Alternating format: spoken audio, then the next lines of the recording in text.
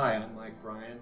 I'm here with Philip Chambless. We are the co-authors of Turquoise in America, Part 1, The Great American Turquoise Rush, 1890 to 1910, and Part 2, 1910 to 1990, which was published in 2020 by Calais Press. This is part of an ongoing series in our blog on turquoiseinamerica.com. And Philip was here in Santa Fe to sign some books when we're getting ready with part 2. And I thought we'd take this opportunity to get together and talk turquoise. Yeah. So welcome, Philip. Thank you. So I thought, Philip, we'd start off and I'd ask you a little bit about how you got involved in turquoise prospecting. Well, where the genesis of my whole interest in turquoise came when I worked at the Arizona Sonoran Desert Museum. There was a lady there, a docent named Judy Deers, and her son was some element of a trader.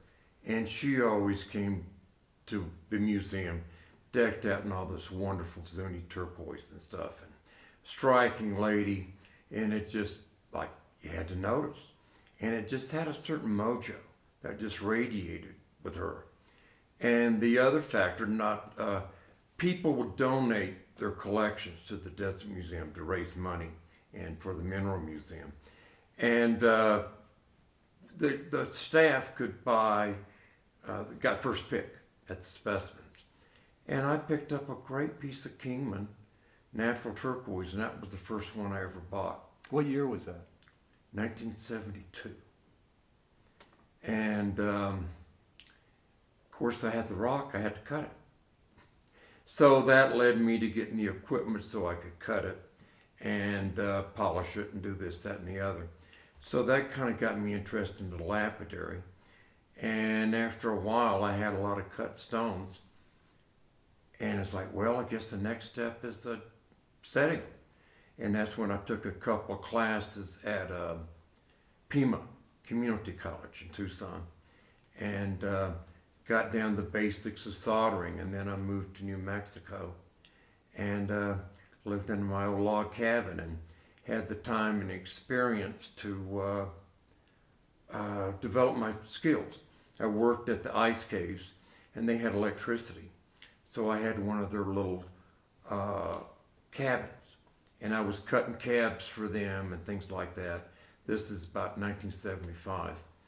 And so that gave me a little bit of an income, starting to cut turquoise and stuff. And of course, this is leading into the big boom of the 70s. And of course, I was in the right place at the right time. The traders would come in with Indian jewelry and lay it all out, and it was like a grounds up experience for me. I just kept learning and learning and learning, and what mine was which, this, that, and the other. And it's just so much to learn. And I'm still learning all the time. Yeah. I know it was mid-1980s you'd moved to Santa Fe, working as a jeweler there. Yeah. Doug Magnus had just gotten his Cerrillos mines, the old Tiffany mines as they're called. And you started researching the old mines, and you became then owner of Turquoise Mines yourself. Well, we were all in El Farol one night, and Doug and his partner came in. They'd just gotten the mine, and it was just a big celebration. As I always say, I was just so jealous I could spit, because that's what I'd always wanted to do. So, luckily, not that long after that, a friend of mine was engaged to Doug Lawrence, a jazz musician, and he'd been playing at the mine shaft down in Madrid. And there was an old guy in there named Mackey, and he was dying of cancer. And he started giving away all these mining claims in the Cerrillos Hills. And Doug was playing that night. He says, "Come over here, I'll give you one too." So he helped Doug get this mining claim. Well, Doug was playing up in New York later on, and he got a letter from the BLM, and he didn't know what it was about. So got a hold of me and said, would you go into the BLM and ask them what's going on with this? So I went in and did this for Doug, and it turns out the claim he had overlaps in private property. They couldn't give him that much, but the rest of his claim was okay. And so when I'm there, it's like, well, how do you do this? And a nice lady at the Albuquerque BLM gave me my first primer and gave me some literature on how to state claims, and taught me how you could research that. And of course, I was living in Santa Fe, and I started going to the state office, and there was a wonderful lady named Gracie Olivas, who, this was before computers, so the LR2000 and the other accesses on the computer, so it was microfiche. And I'd go into the office and I'd get on the microfiche machines and track down what was open and what was closed, how to do it. Then I started researching the history, so I knew kind of where to look for these mines. And doing that research on where the mines are is what eventually led to us producing that first book. Yes, when I'd gotten involved after I retired from my financial advisor career and got bit by the turquoise bug, and I was collecting turquoise. I'd taught myself how to cut turquoise, and I kept asking questions. And I was talking to Bob Bruscia, who wrote the foreword to our book, and has the Nevada Gem Collection, and he's a well-known collector and turquoise dealer. And he said, I don't know about all this stuff. Call Chambless. He knows all about the old mines. So we got together. I bet you can't remember the restaurant where we... Tortilla Factory. The Tortilla Factory in Albuquerque. And you're kind of looking at me like, who is this guy? And after we dated a little bit, you finally said, okay, let's do it. Next thing I know, I had 20 bankers' boxes full of papers that you had put together over 20 years, and we digitized that. I wouldn't say we. I digitized that. And that was really been the foundation for that first book. Well, what Bob had said that really hit me was, he said, talk to Chambless or it's going to die with him. Yes, exactly. And I spent all these years doing that.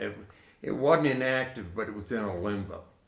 And I didn't take a lot for me to think that there was a lot of truth to that. And it's the story I wanted out there. And here's somebody who's willing to take on my weak points, because I'm a great researcher, but I can't say I'm a great writer. I needed somebody, and you're good, diligent on timelines and time frames and things like that.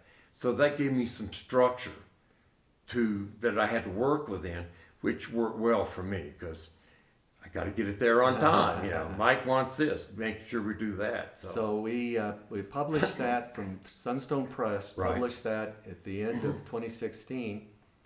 And I contacted Philip and I said, we got more to the story here. And you were a little hesitant because you're still mining turquoise. It's one thing about turquoise miners, they want everybody to know about their turquoise when they're at market. Then when they're out in the field, they don't want people to know about it because these high graders will go out and steal from you. We're very secretive. We decided to do it and end at 1990. And that's really the story in the second book. And what is really, I think, the biggest part of that second book were all what we're calling the stories of turquoise, which all came from interviews that I did with over 70 people, families who had been involved with turquoise, current turquoise miners, Indian jewelry traders, all of these folks around the business of turquoise, and we got to collect all those stories, which I think make the book come alive. Well, at first, that was the first thing. When we first talked, it was interviews and this, that, and the other. And of course, like I say, we old turquoise miners are real secretive. You're afraid to say anything, or the next thing you know, you're competing against your own material in the marketplace. But and when it came rolled around, you had done all those interviews, and it was almost like me, of you either publish it or it dies with you. I mean, maybe these interviews would have been stashed in a box somewhere, but and I got to admit, and I was a little hesitant, just you're never really sure, but I got to admit, reading the interviews, I'm like, I want more. I love them, so I'm definitely have been a convert and enjoy the wide variety of interviews too, from the son of Alvin Layton to the traders and the whole gamut of what was going on in the turquoise business. I'd focused originally more on the early period, and I knew about the later period, and I had kept up with it. But you brought in a an area where I learned a lot. Well, good. Yeah. Well, we're always learning a lot, and I hope people take this research that we've done because, as I say, there was a lot of wrong information out there that had just been passed on as well. This is the way it is. And now we have a baseline for accuracy, but that doesn't mean the whole story has been told. No, and it's I know I kind of keep looking into this thing. I'm still interested in the whole thing, who had what, when, and where. And we hope that we've got it this far, but we do expect people to continue on. I mean, it may be 100 years from now, but every time I found a little morsel of information, it was like finding a treasure. Yeah. I do want to mention in the book there's a 36, 39 page turquoise gallery. Yeah.